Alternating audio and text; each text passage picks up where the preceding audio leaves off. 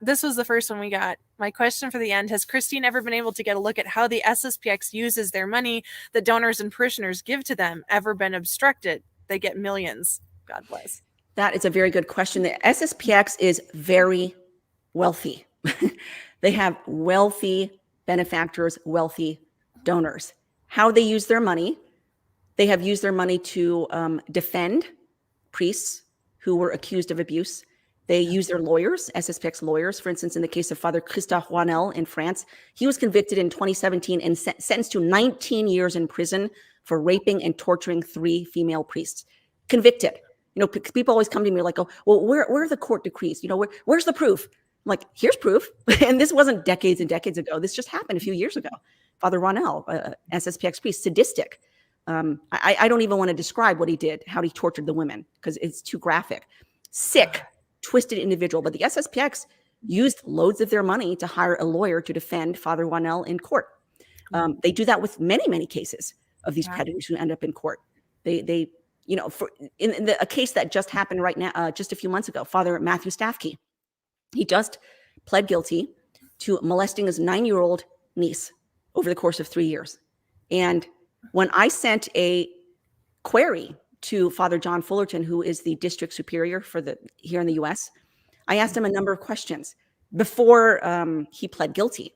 And when the trial was going on, not the trial, but the legal proceedings were going on, I asked Father Fullerton, okay, did you have a knowledge of previous allegations against Father Staffkey? Because you sent him on leave for a few years. And when you sent him on leave, he went back home and then he abused his niece. Why did you send him on leave? Was it because of abuse allegations?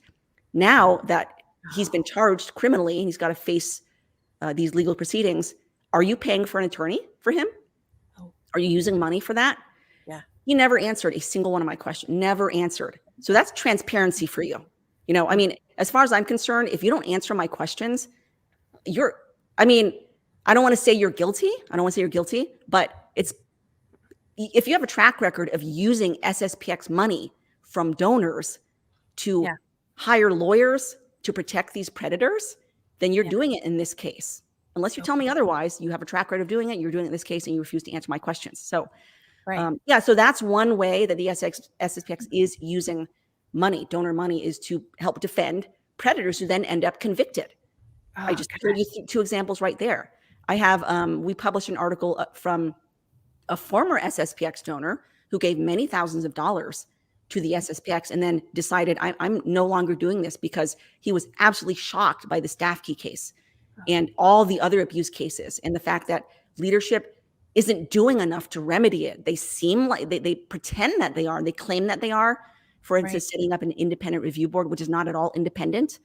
I think people should be questioning, where's my money going? And are you using any of my money to defend predators? And the answer is yes, they are. And people shouldn't be happy about that.